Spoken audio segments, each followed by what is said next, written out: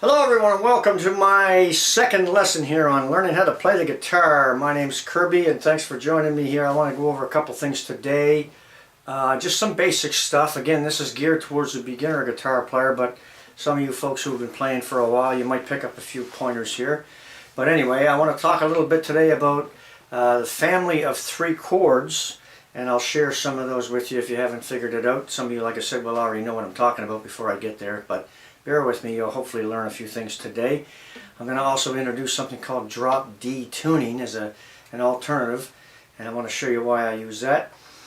Just a reminder, if you find any of this information useful, please share it out with your folks, friends and family and so on Facebook and Twitter. A lot of people don't share videos or don't even know they can share videos from YouTube, but you can. Down below are the icons, and just share it over if you got somebody you know that's trying to learn how to play the guitar. Alright. Now, as we said in the last segment, it was a couple days ago when I did my first segment here, we were talking about parts of the guitar, and I said this APX Yamaha series guitars are very easy to play. The neck is thin, the fretboard's easy to play if you have light strings on here, thin strings. I use ultra lights on this, and comes in handy, you know, when there's nothing more discouraging than trying to play a guitar and have, you know, your strings are hard to press, the neck is too thick, and you get really sore fingers. You're going to get sore fingers. I mean, if you're brand new at guitar, you're going to have to build some calluses up, and that'll come in time, right? No big deal. There is an online tuner, by the way. I want to mention this before I forget. This particular guitar has a built-in tuner with a 9-volt battery, but for those who don't have tuners in their guitar, there's an online resource where you can go. Now, you have to tune your guitar by ear to the tuner, but I'll put the link in the description box. And it's a YouTube channel, has millions of views, so a lot of people have used it. And each string comes up, and then you'll hear it, and then you just hit your string and tune it, get it tuned up by ear. You'll go through all 6 strings. It's about a 2-minute video, but it'll help you at least get into what we call standard tuning or standard pitch 440 hertz tuning. Alright, which is, when you think about it, that's what all keyboards, that's what all, you know, accordions, it's all standard pitch tuning, all these instruments. And so guitar, we have to tune our notes into that standard area. And as I said in the last segment, you know, you got an E, 2 E notes, one on the bottom, one on the top. You got an A, a D, a G, and a B. Each of these notes by themselves, when you combine them, you make up what we call a chord. And there are only 7 chords: A, B, C, D, E, F, G, right? that we call those the major chords. And then with a slight variation, you can get 7 more chords, which we call minor chords. And then with another slight variation, you get 7 more chords, which we call 7th chords. And then in between these chords, we have other chords that we call flats and sharps. And then you have augmented chords and diminished chords and all kinds of variations. You have major chords with bass notes in them and so on and so forth. So, you know, there's a lot to learn. But don't get overwhelmed, because you don't need to learn every single chord out there. You know, unless you play jazz, probably. Jazz players tend to play just about every chord probably out there. But if you're just playing regular country or blues or rock, you don't need to be, you don't need to know. I still don't know all the chords. And a lot of times I'm playing some sort of a piece where there's a lot of complicated chord shapes. I got to go look it up. And then when I look it up, I end up getting 5 or 6 different names for that one chord. The software doesn't just give you one, it gives you 5 or 6 choices, so there's no point in trying to remember every chord. It's not worth doing all that. But the major chords, the minor chords, 7th chords, you should be able to know those in a couple of weeks, or, you know, a couple of days even, if you study it. Alright, so the first thing I want to talk about is this family of 3.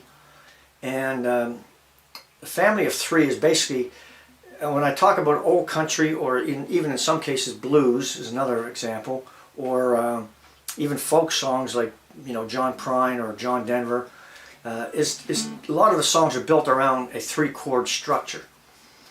And if you go back and look at old Johnny Cash, Merle Haggard, you know, George Jones, the old country stuff, oftentimes it's Hank Williams, it's 3 chords in the song, right? And a family of 3, it depends on where you start the song, right? If I start the song in a D, which I'm going to talk about today, this D chord here, which is the D note, we call that the root note of the song, the root note of the chord, I should say. If I was playing a bass, I would play, if I was playing this chord here, and I was just playing the root note like this and playing the chord. But if I wanted to play a bass along with this, I'd play the bass note. In this case was the string right above the root note, which is the A, so I play that bass, because that's what a bass player would be playing in an old-fashioned standard country song. So this is why I call this the root note. It's the note of the chord. Now to play this is very simple. You know, right here on the crease of your thumb, if you hang that over the string at the top, your hand should be quite loose. Back here I've got my arm right on the crease of where the body of the guitar comes up about halfway, and I'm holding this pick about 2/3 of the pick is covered and about 1/3 of the pick is sticking out, and it lines up pretty much with the sound hole here.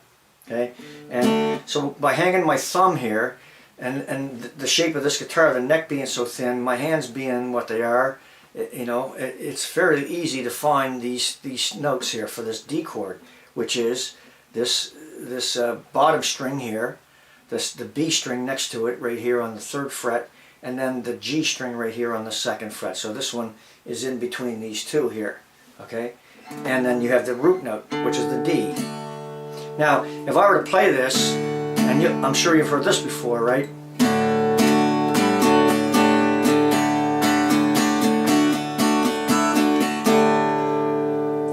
So there's 2 other chords I just played there. One is with an open bottom string, and the other one is with the bottom string here, right underneath. And you've heard that in probably 1,000 songs. But it's not important what the names of those chords are, but it's a variation of this D chord, right? So you can get quite a bit just out of one chord. I could lift both fingers off. And just keep that ring finger on the board on that B string, right? So D chord, that's what a D chord is. Now, the next chord that's part of this family of 3 is a G chord. Now, a lot of people play G this way. They grew up for some reason playing the G with this middle finger and the index over here and this one down here. Now, when you take this chord apart, you've got 3 strings in the middle that are part of this chord. They're open strings. We call open because nothing's being touched on the board, right? And then you have, so I have a G note here. When I play this string, it's the same note, and when I play that, it's the same note. So I got 3 G notes here, right? I got a couple of open strings, and then I've got this B note right here, which makes up this G chord. But I don't particularly like playing G this way. I'll show you another way of playing it is with the last 3 fingers. So if I'm on the D chord, and I take these 2 fingers, put one at the top, one at the bottom, and I use this one right here on the B note, that's a G chord. It's the same as this. I'm just playing it with the 3 last fingers. Now this comes in handy when you're playing a C chord and you want to keep a G in the bass up here. You'll hear a lot of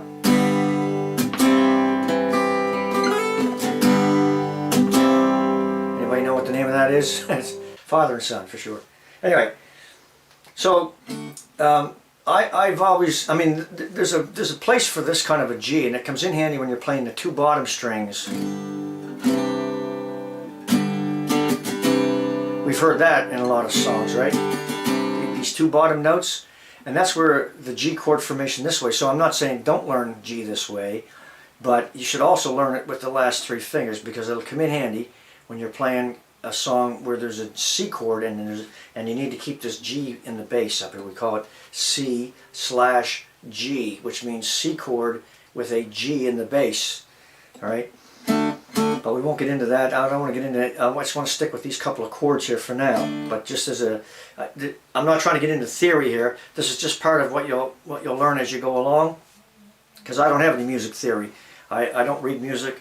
I've never taken a lesson. I just play by ear. I hear it, and then I duplicate what I hear, and then I work out arrangements and do my own thing. But you know, I learn by watching other people and what my ear hears. Something doesn't sound right there. For example, on this D chord, this is what you'll sometimes hear. Something doesn't sound right there. Yeah, it's this top string. This E note does not belong there. So by playing this D chord and having your thumb here, you just mute it out. You can play the A note above it, but don't play that E note, just for heaven's sake. Mute that out of the way.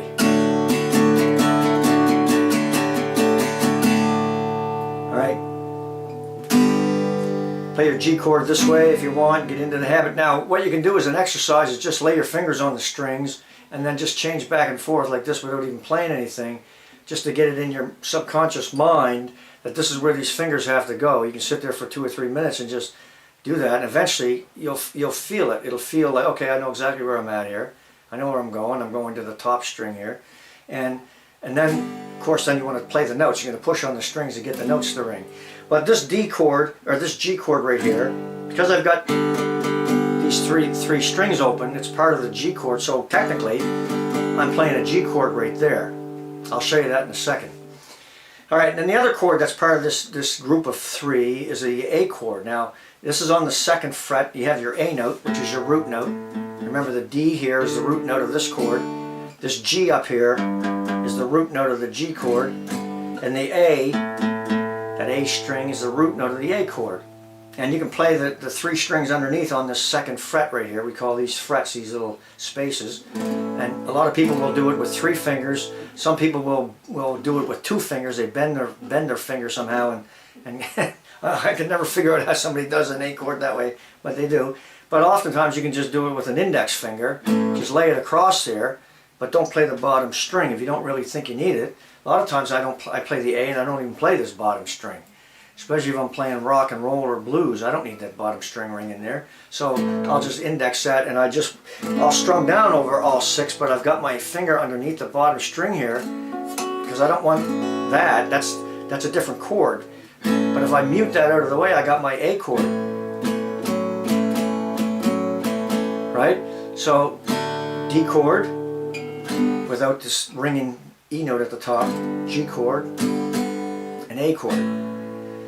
Alright, so, and again, you can practice this by just sitting here holding the guitar, closing your eyes. If you need to, it's A, D, A, or D, A, D, G, whatever 3 fingers you want to use to play the G. You can even go back and forth like this. Play it this way, play it this way, play it this way, play it this way. Play it with the 2 bottom strings. Come back to the G, come back to the 2 bottom strings, and just go back and forth. And go between the chords, just strum down, back over here. Right, and just strum down over. Now on the A chord, you can play this top string if you want, because this is the bass note up here. What do I mean by a bass note? Well, if I was playing the D chord, and if I want a bass player to play along with me in a country song, he would be doing dun dun dun dun dun dun dun. So I got a bass note now. I can play a bass right here by myself, but I don't need a bass player now. See you later. Same on the G chord. When I play the G chord, dun, dun, dun, dun, dun, dun, dun, dun. Well, guess what? I got an open string here, the bass note. So I can play the root note and the bass right here. Same on the A chord. I got the dun, dun, dun, dun. That's my bass note right there. So I got the root note of the chord and the bass above it. So root, down, up, bass, down, up, root, down, up, bass, down, up, root, down, up, bass. Right, and then back to the D, root, down, up, bass, down, up, root. And then the same on the G. Most people don't play that. Most people don't play bass notes. I'll get into it a little bit more later on in a couple of other lessons, but that's the difference between a root note and a bass note. Alright, one more thing before we go. I want to talk about something called drop D tuning. Now, drop D is an alternate tuning from standard pitch, and it's used in a lot of songs. And all you do is you take this E note and you tune it down 2 frets to the D string. Remember, this note is 2 notes higher, right? 2 frets higher. That's an E there. That's my D.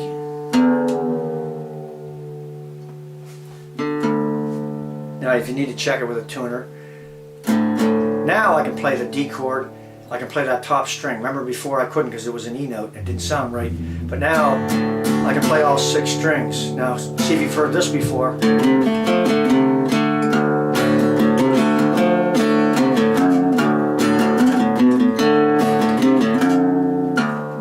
right? You've heard that in a lot of songs. Charlie Daniels and many other artists play with a drop D tuning. Now, this puts you in a good spot for a couple reasons. Now, with this family of 3, the only thing that really changes, because you've got an open D here at the top, is the G chord. The G chord will sometimes move, you still got to play the bottom string like you normally would, and then you can play the 2 top strings over here with these last 2 fingers on the 5th fret. Because my G note is now up here, because I dropped D to 2 frets. It would be down here, but now it's up here. And this D underneath is part of the G chord, remember? Right? When I'm playing down here, open strings.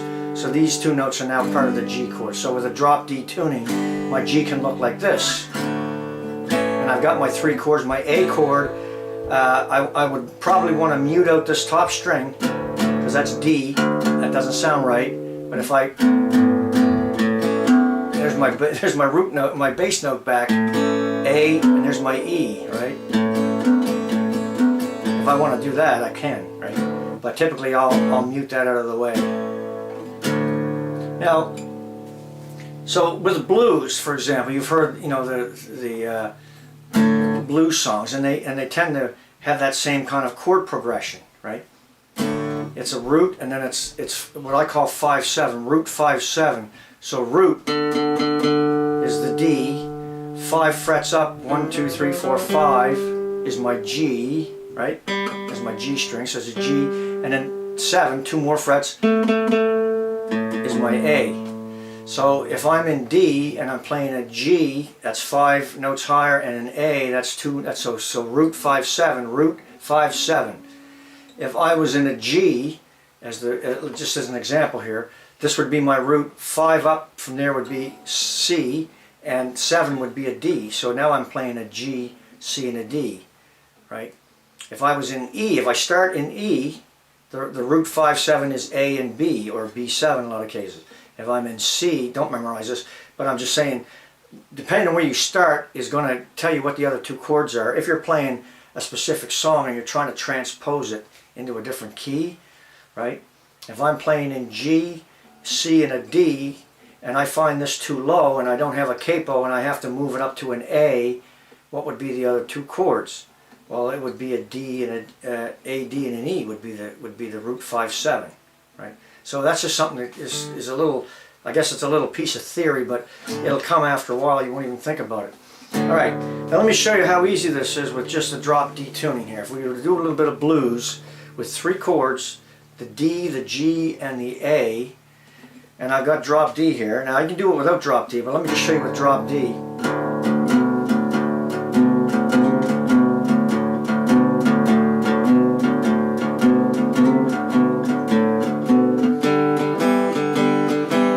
I'm playing G right here, right? I'm playing D. Now I'm going to go to the A. I'm just hammering on this D string, and then go back to the G, hammering on the D string, and then back to the D.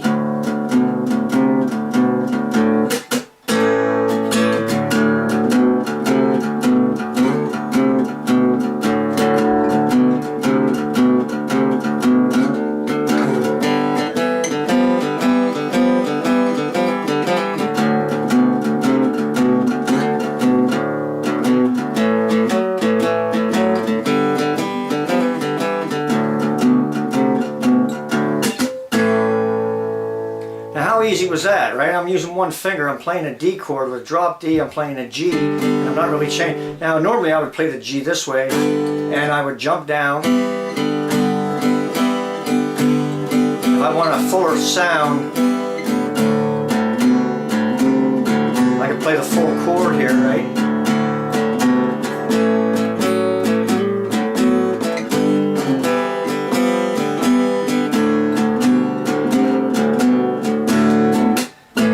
If you went through a blues catalog, you'd find probably 100 or 200 or 500 songs that play that same vibe, and maybe they play it in a different chord. It might be E, A, and a B, but if you take it to a D and G and an A, what I just showed you there, you can play a ton of songs in that vibe, right? or you can play it in a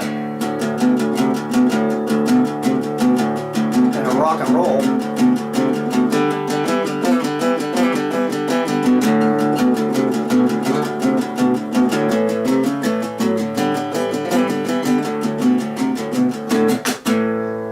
Same idea.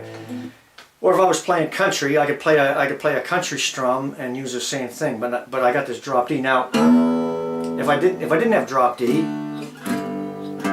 if I want to play the same, I'm still playing the A string here, but I'm staying away from the top string. Remember, this is an E note, doesn't belong in here. So I'd have to mute this. Or I'd have to be careful. I could lay my thumb there and you wouldn't hear. I just won't hit it. But you can do the same thing here.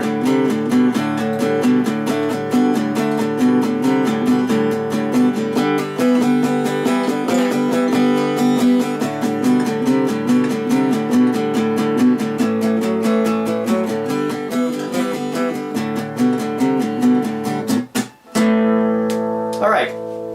So I just wanted to explain the drop D.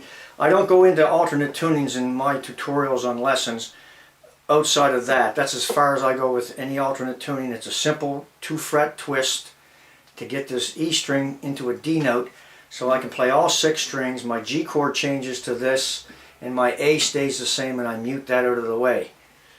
Alright, that's all I do with that, with the drop D. And again, if you don't want it drop D, tune it up. Now this is only really, I shouldn't say only, but if you're playing a 3-chord song like a G, C, and a D, you might want the drop D in there.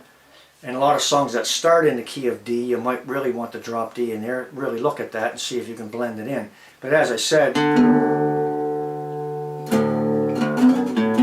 look at this.